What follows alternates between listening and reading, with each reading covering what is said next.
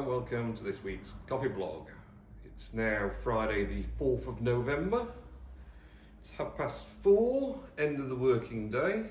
Yes, again I didn't manage to get to work in time before staff arrived. It's getting harder and harder because they're getting here earlier and earlier.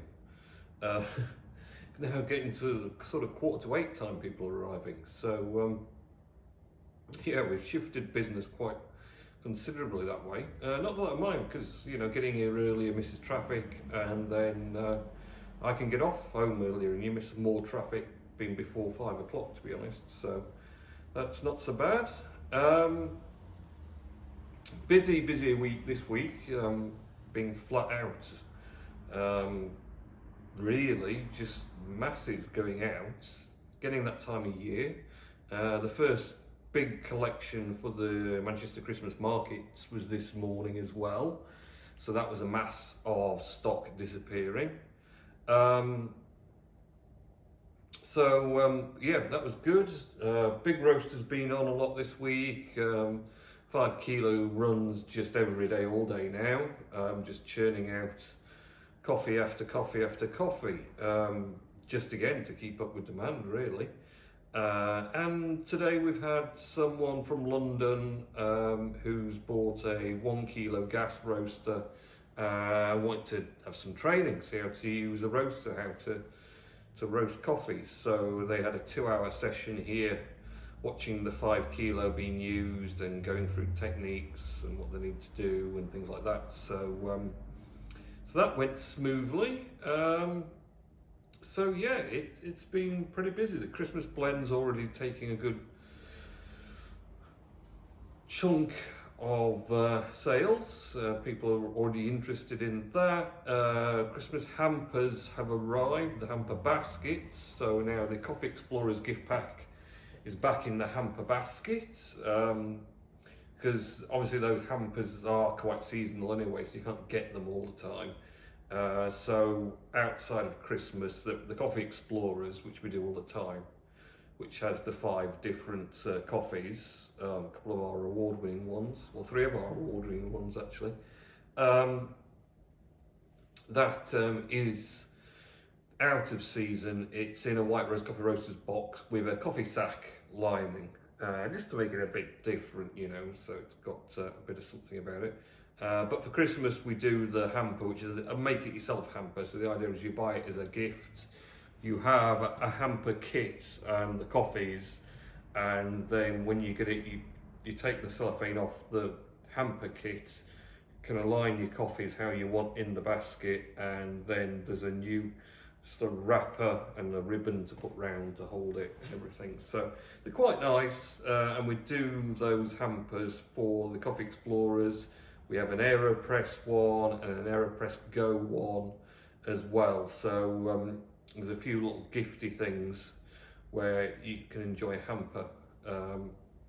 So you're making up your gift to give people when you receive it. Because there's not much point sending a ready-made hamper out, because by the time the carrier's bounced it about, it'll be in bits. So yeah, so the hampers are here, they're going ready for the festive season, which we're into. Obviously had Halloween on Monday. Didn't really do a great deal for Halloween, but it was the usual really busy, loads of people around the house. So we ended up giving out about 50 odd bags of sweets and odds and ends and things to Halloweeners. The boy and his friends didn't do any Halloweening, they just hung around outside. And then tomorrow, of course, is the 5th of November, so Guy Fawkes Night, Bonfire Night, whatever you want to call it. So tomorrow night will be bonfires and fireworks. Very few people, no doubt, remembering Guy Fawkes and the gunpowder plot, but yeah, whatever. So we'll be having a bit of a bonfire and watching everyone else's fireworks, because that's what I always do. It's a lot easier, watch other people's. What the weather's going to be like, I don't know, because they're on about rain, I think, possibly, or it might dry up for later on. But I suppose we'll see what happens. No words from Mr. Nellis this week. He wasn't in the mood, or hadn't got anything interesting to say, one or the other. So no words from him. Hive blockchain, everything's pretty much running okay. The Hive mines, I've got 2 running, and both of those had some, I don't know, that they kept timing out. So there's a sync, which obviously syncs the Hive blockchain from the API node, well, from the full node, Hive-D. And the sync processes had a little spate of the stop crash saying that the chain gap had exceeded something. Now, I'm not sure if that means my Hive-D had been getting bombarded with requests and it had slowed it sufficiently that it couldn't pass the data to the Hive mines quick enough for them to keep up with. But it was strange because it did it, and then I restarted the processes, and once they'd sort of gone through their initial startup again, they ran for a bit and did the same thing. But since then, they've been running a day and a half fine, so not really sure what went on there, but there does seem to be, it seems like there's a few services and blockchain add-ons that are really flooding nodes with requests at the moment, and that's kind of timing everything out and dragging it down, because obviously if you get thousands and thousands of calls a minute for things, it's not going to be great for the node to handle. So I'm not sure what's going on, but I'll keep an eye on that. I managed to get the backup witness up and running, so I'm quite pleased about that. Not the backup witness, sorry, the MirrorNet witness. So the MirrorNet is like a complete duplicate of the Hive blockchain, but fake, but entirely just there to test new developments in the software before unleashing it on the blockchain as full. Because if there's something that's going to cause a massive problem, you kind of want to know about it before you commit it to something that's running live and is going to be very hard to correct.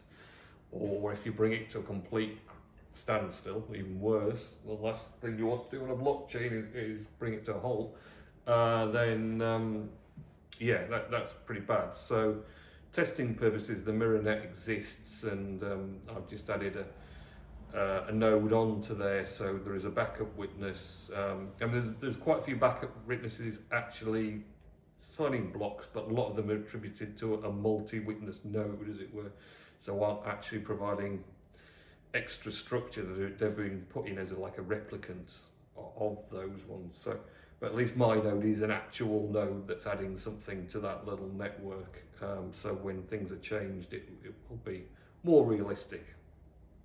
So that's going well. Done a few posts, What's Your Food films. Best of week, I watched one called Halloween Jack that was abysmal. It was obviously low budget, and yeah, that was not a good film. Watched Barbarian Halloween film. That was very good, very psychological, scary, spooky thriller. In fact, I liked it so much I did a blog post about it on Hive, but I was supposed to be doing a review, and I think somehow, because I enjoyed it so much, I just ended up writing about the entire film, as in what happened in the entire film was the post, which wasn't quite supposed to be the point, but it ended up being that. But one of the first posts I've ever done in, I think ever, might be, that never had any pictures in, just text. Didn't get voted that well, so evidently people don't like posts without pictures, like something to look at. But yeah, the Barbarian's well worth looking at. I mean, not just a Halloween film, as a scary psychological thriller. Then watched Deadstream. That was hilarious. Supposed to be like a scary thing, but it's actually just scary movie type slapstick funny, rather than scary. So Deadstream was pretty good, but really good. Bullet Train.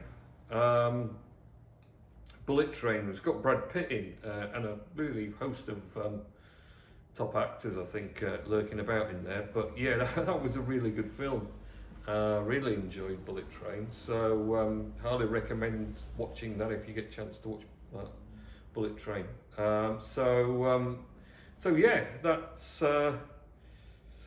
been my week really. Oh, so I'll go home now. It's getting dark. Head home. Have a relaxing weekend, I think, before we start the onslaught that is going to be next week. So, have a good weekend, next week, and I'll catch you in next week's coffee vlog. Okay, see ya.